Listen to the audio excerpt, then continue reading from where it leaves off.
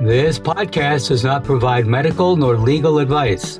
Please listen to the complete disclosure at the end of the recording. Hello, possums, and welcome to Everyone Dies, the podcast where we talk about serious illness, dying, death, and bereavement. I'm Marianne Matzo, a nurse practitioner, and I use my experience from working as a nurse for 45 years to help answer your questions about what happens at the end of life. And I'm Charlie Navarrete, an actor in New York City, and here to offer an every-person viewpoint to our podcast. We are both here because we believe that the more you know, the better prepared you are to make difficult decisions. So please relax and get yourself something to eat and drink, and thank you for spending the next hour with Charlie and me for our discussion about projects that we leave unfinished when we die. It's sort of that, like the movie, You Can't Take It With You. Mm-hmm. In the first half, Charlie has a poem about grief and the recipe of the week. In the second half, I'll be talking about finishers. And in our third half, Charlie has an excerpt from Lisa Carlson's obituary. So, Charlie, what's new?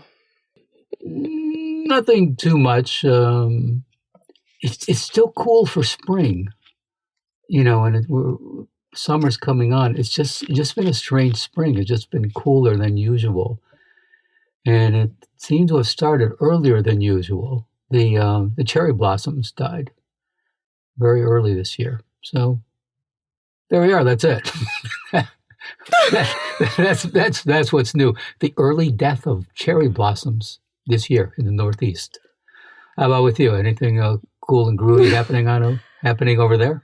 Well, I can't top that. But I was saying to David yesterday that it's like all the flowers are blooming at once in my garden. Ah, okay. And it's this huge, gorgeous show, but they're blooming way earlier. Yeah. Like my daylilies are blooming way earlier than they normally do. And it's like, guys, slow down. Pace yourselves. Ay. Well, to help take everyone's mind off of dying flowers, cake salé is a popular home-baked quick bread in France, but it would feel right at home in any funeral lunch. Think of them as a big, homey, crumbly, loaf-shaped muffin or scone. A hearty slice makes an unexpected breakfast or second breakfast. It makes a great nibble with a glass of wine and tasty accompaniment to a salad or bowl of soup. Like all quick breads that keep well for a few days, a modest sliver makes a satisfying snack, and a big hunk might qualify as a meal. There are many recipes. Did you say big hunk? I think I said good hunk. I'm always looking for a big hunk, but but I assume that's really not what you're talking about. Okay, thanks for sharing. And big hunk might qualify as a meal. You, ladies and gentlemen, you can interpret that any way you wish. There are many recipes for cake salés. Some include shredded vegetables, herbs, and nuts, while others rely on meat and cheese. This one is sharp cheese, ham, and olives. Voila! Voila! Voila! I love when you speak in a foreign language. Ah, ma chérie. Suddenly I remember Pepe Le Pew. I always laughed when I saw that scene in A Fish Called Wanda, where oh my Jamie God, Lee Curtis. Yes. Every time John Cleese said something in Russian, yes. Very, very funny. And then he'd say like, an eggplant parmesan. Like just anything that sounded foreign. That's a very funny movie. I haven't seen that in years. Oh, God, that is a funny movie. Yeah. Moving on, as Marianne mentioned, this is a poem about grief. After Party by Becky Helmsley. I held a party the other week and grief came. She wasn't invited, but she came anyway, barged her way in through the door and settled down like she was here to stay. And then she introduced me to the friends she'd brought with her, anger, fear, frustration, guilt, hopelessness. And they sang in the loudest voices, took up space in every corner of the room, and spoke over anyone else that tried to talk. They made it messy and loud and uncomfortable. But finally they left. And long afterwards, when I was all alone, I realized there was still someone here, quietly clearing up after the rest. I asked who she was, and she told me, Love.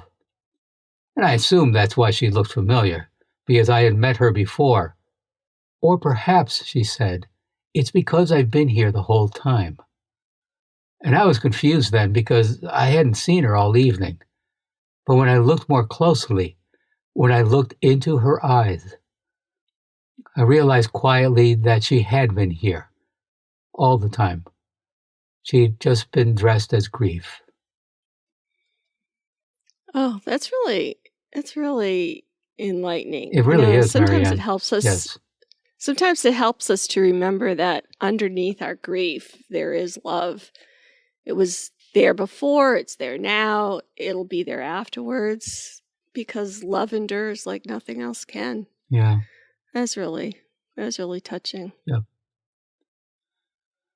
Please go to our webpage for the recipe for cake salé and additional resources for this program. Your tax-deductible donations are always welcome. They allow us to continue to offer you quality programming. Thank you in advance for making your donation at www.everyonedies.org. That's every, the number one, dies.org. Marianne? Thanks for that, Charlie. When I was a professor at the University of Oklahoma, we started a comfort shawl project because the word palliative, a pall is a cloak, it's something that covers. And so we started this comfort shawl project to engage the community to make shawls for people at the end of life. And we gave them to people in nursing homes, in hospice, the VA hospital. We had somebody contact us to say that there was a homeless woman who had gotten one of our shawls, and when she was cremated, the only thing that she had that was hers was that shawl, and she had it with her.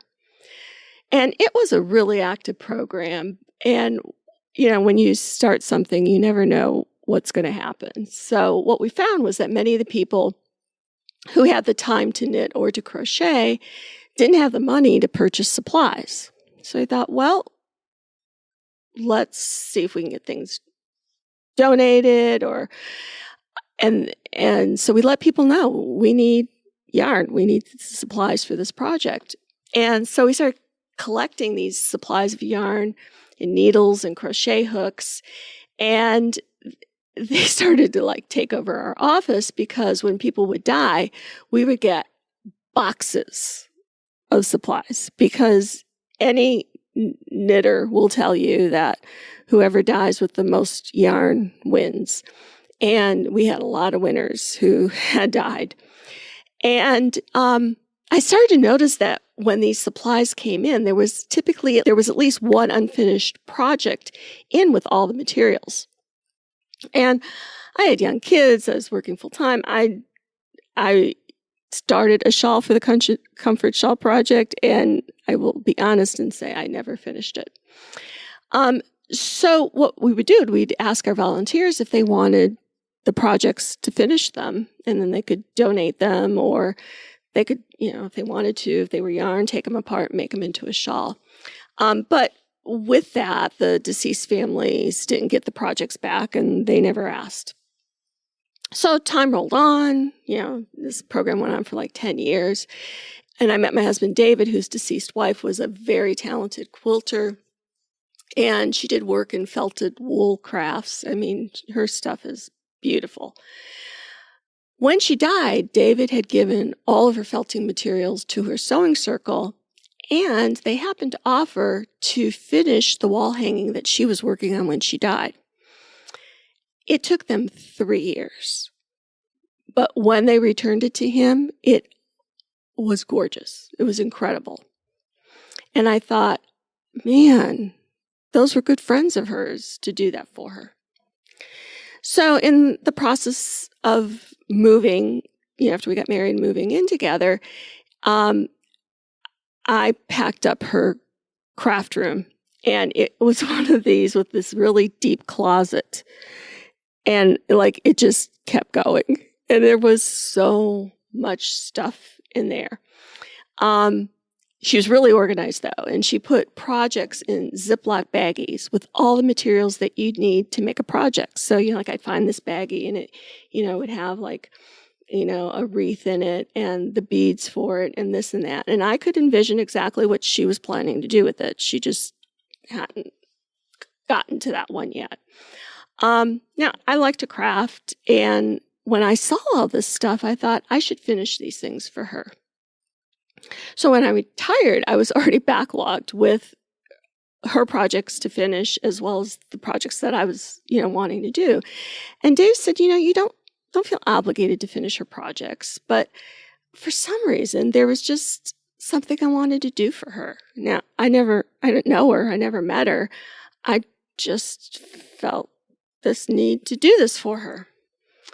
And so, in addition, so I've been working on her projects, and I told you guys last time, or a few shows, about how much I love going to estate sales. But when I'm going through these estate sales and I'm in the craft room, because there's always, if there's a woman who crafts, she's got her own room. So I find myself picking up these deceased women's projects and finishing them. Well, the first estate sales I went to, there was this plant that was just in a pretty pot. It still had the price tag on it, and the woman hadn't got around to planting it. And so I bought it, I planted it, I take care of it. It's in my yard. I bring it in the winter. And I don't know who this woman is, and I cannot tell you. I guess maybe I should go to therapy and we could figure it out, but I don't know what it is that makes me feel like I want to finish things for people that couldn't do them themselves. I pick up needlepoint things and embroidery things that women haven't finished. They're started, but they're not finished. And so I'll sit and I'll finish them, and then I'll donate them or give them to my kids or whatever. So, like I said, I don't know why I do this. It just feels like it's the right thing to do. But then I read about this program called Loose Ends. Have you ever heard of this, Charlie? No. Okay. So this was started by two avid knitters, Jean Simonik and Macy Kaplan. And this is where they finish craft projects started by people who have died or who no longer can physically do the work. They've built a network of knitters with over 200 projects in progress, and they have more than 1,000 volunteers around the world. Wow. Who are available to do unfinished projects such as blankets and sweaters for grieving loved ones. All of the projects are returned to the deceased's family. There's no payment to have the project completed. The only cost is postage. But with so many volunteers, Kaplan and Simonek are able, in a lot of cases, to make local matches so that postage isn't even necessary. They've been featured in NBC News, and I put the link in our show notes if you want to watch the link. So I thought, that's really cool. I'm going to volunteer for that. And then I was reading a story about Shannon Downey, who's a crafter like me. She goes to estate sales like me and buys unfinished projects to complete. So I thought maybe I was a little weird, and maybe I am, but Shannon is too. So as she says, there's no way that a soul is resting with an unfinished project left behind. Now, I get that. Mm-hmm. I'd be like, damn it, didn't finish that. So when Downey was at an estate sale in 2019 in the home of Rita Smith, who had died at age 99, she came across a large plastic bin with an enormous unfinished embroidery and quilting project that was a United States map. And she said she sat on the floor and almost cried. Because can you imagine a quilt with the 50 squares Right. of Yeah. each state. Yep. And then there was a star. I don't know where the star figured in, how the lady had it designed, but there was a star that went with it. And I can see myself sitting on the floor looking at something like this and saying, oh my God, what am I going to do with this? Can I make this commitment? And I would probably be at the point where David would be like, okay, we got to leave. Just leave it. You're never going to do that. Come on. Well, Shannon said that when she looked at it, she said, I knew I had to buy it and finish it. And she said, adding that it would be a huge undertaking. Plus, she didn't know how to quilt. So she turned to social media with the following message. It said, Rita has prepped, cut all the squares, and started transferring the designs onto the squares. She started stitching New Jersey. Obviously, I bought the whole box. I cannot possibly stitch all this myself with all the rest of my stuff, and I'm wondering if we can crowd finish this project for Rita. She says, is anyone interested in helping me help Rita rest in craft peace? So her plan was to mail a square to each volunteer, and they would stitch that state and mail it back. And then once she got them all back, she'd host a quilting party to put them all together. So, 1,000 stitchers offered to help her. Can you imagine? From one post, 1,000 stitchers offered to help her. Jeez. And she picked 100 people, 50 for the states and 50 to stitch each a star. Right. Then she made a spreadsheet to keep track of it all. She started signing her correspondence with the stitchers. She signed it, Shannon, Badass Cross Stitch, Downey. So one expected upside of this experience is the shared experience on social media from her fellow crafters who share her anxiety about failing to finish a project. The beauty of these projects is people who step up to help a crafter complete what they started, but because of death, were not able to. So, if you're a crafter, please consider joining the Loose Ends Project. We have all the links in the show notes. It'll do your heart good. If you go to a yard sale or estate sale and you see something that someone started and that they weren't able to finish, think about it. Maybe you want to help that soul rest in peace. Charlie? It's just so great, just the idea, the sense of community. It doesn't matter where on the planet you are.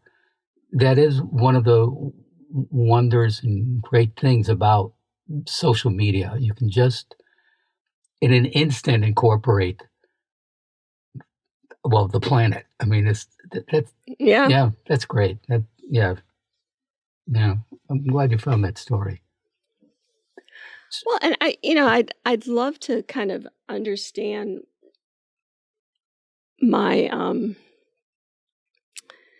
my motivation, if you want to call it that, or why I feel when I see these things that I have to buy them and finish them. Like I just finished one the other day, Mm-hmm. and I'm working on one now where this woman they're a pair of pillowcases, and the woman there were butterflies, 3 butterflies across, and then there's like a triangle with flowers. She had all the butterflies done on both pillowcases, but she hadn't gotten to the rest of it. Mm-hmm. And so that's what I'm doing now is I'm finishing them for her. Why ask why? It's just the thing that Joseph Campbell talked about follow your bliss. Mm-hmm. That's it. Yeah, I get that. It's my bliss to make pillowcases. On a two-dimensional plane, yeah, making pillowcases, but there's, I don't know, obviously it touches you somewhere. No need to explain it, but it just does something for you. Maybe I was a crafter in a previous life who left behind a box of unfinished projects, and it's part of my karma. There you are. Yes. So, folks, in addition to sewing and all the work that Marianne does with crafts, she also loves reading obituaries and is especially pleased. I am just the funnest person. You are. About 70% of the time. Yes, you are. And as you can see by her laughter, she especially likes the ones that make her laugh. So in June, the home funeral movement's leading influencer, Lisa Carlson, died. This is an excerpt from her obituary. Lisa Carlson died peacefully at home June 4th, 2023, at the age of 86. Having been cared for by family and hospice during her decline. Lisa was born in 1938 in Melrose, Massachusetts. During her varied career, Lisa was a school teacher in Massachusetts and Vermont, proprietress of her restaurant, The Hungry Pig and I, in Plainfield, Vermont, a saleswoman and installer of home vacuum systems, head of the State Hospital in Waterbury, Vermont, and author of the first and only book dedicated to teaching families how to return to the time-honored practice of caring for their dead privately at home. Lisa was a teacher by nature. She is best known for her work advocating for the fair treatment of bereaved people when arranging funerals. Lisa's husband, John Brackett, died unexpectedly by his own hand in 1981. Leaving her widowed with small children and little money. An unusually self-sufficient and resourceful woman, Lisa cared for John's body at home and drove him herself to the crematory. What may have been a practical financial move was also what Lisa would come to call the final act of love. Lisa rediscovered the old tradition of family care of the dead privately and intimately without the assistance or cost of a professional undertaker. This lit a fire in her belly, and she felt compelled to teach others that the grieving does not have to part with their dead, and a great deal of money in order to lay them to rest. In 1987, she wrote the book, Caring for Your Own Dead, the first manual of practical care for the dead written for lay families. That same year, the New York Times covered Lisa's story and her book, opening the eyes of millions of readers to the possibility of reclaiming the most meaningful and intimate moment in family life. Troubled by the high cost of funerals and the deceptive sales practices in the commercial funeral industry, Lisa served on the board of a nonprofit organization dedicated to helping the grieving avoid funeral poverty. In 1996, she revised and greatly expanded her book into a new edition, Caring for the Dead, Your Final Act of Love. Added practical advice for families who wish to use a commercial funeral home, but who did not know their options, their legal rights, or the ways to hold a meaningful goodbye on a reasonable budget. That same year, Lisa became executive director of the nonprofit she served, which soon became known as Funeral Consumers Alliance. Her leadership and research expertise made the organization the premier and trusted source for consumers, government, and media seeking objective advice on funeral planning. Lisa Carlson was a force of nature, and to some, an acquired taste. She liked to drink, smoke, tell off-color jokes. You know, Marianne, that's my kind of girl. You know, she sounds, when I read this, it's like, this sounds so much like me. It's like, God, she sounds fun. Yeah, she really does. Yeah. Additionally, she was strongly opinionated and often uncompromising. Lisa could be at times difficult, as unusually passionate people often are. She was also one of the most caring and generous people one could hope to meet. The mentorship instruction, and moral support she gave to students, family, and friends could never be recounted in an obituary. Tough as nails and competent at any job she tackled, Lisa's heart was tender and loving. She was often moved to tears by the stories of the families she helped through difficult deaths.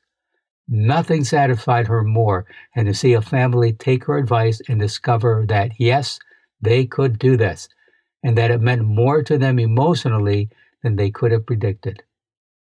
As she wished, Lisa's body was donated to the University of Vermont for anatomical study. I'm not going to need it, but medical students need someone to learn on, she would say. Her friends and family suspect that the first thing she asked for on the other side was a double vodka, neat, and someone to chortle with over a bawdy joke.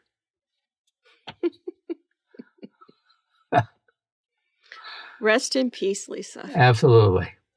And that's it for this episode of Everyone Dies. Thank you for listening. This is Charlie Navarrete. And from Chuck Yeager, United States Air Force officer, flying ace, and the first human to exceed the speed of sound, I was always afraid of dying.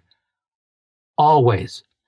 It was my fear that made me learn everything I could about my airplane and my emergency equipment, and kept me flying respectful of my machine and always alert in the cockpit. And I'm Marianne Matzo. Get yourself a double vodka in Lisa's honor, and we'll see you next week. Remember, every day is a gift. This podcast does not provide medical advice. All discussion on this podcast, such as treatments, dosages, outcomes, charts, patient profiles, advice, messages, and any other discussion are for informational purposes only and are not a substitute for professional medical advice or treatment. Always seek the advice of your primary care practitioner or other qualified health providers with any questions that you may have regarding your health. Never disregard professional medical advice or delay in seeking it because of something you have heard from this podcast. If you think you may have a medical emergency, call your doctor or 911 immediately. Everyone Dies does not recommend or endorse any specific tests, practitioners, products, procedures, opinions, or other information that may be mentioned in this podcast. Reliance on any information provided in this podcast by persons appearing on this podcast at the invitation of Everyone Dies or by other members is solely at your own risk.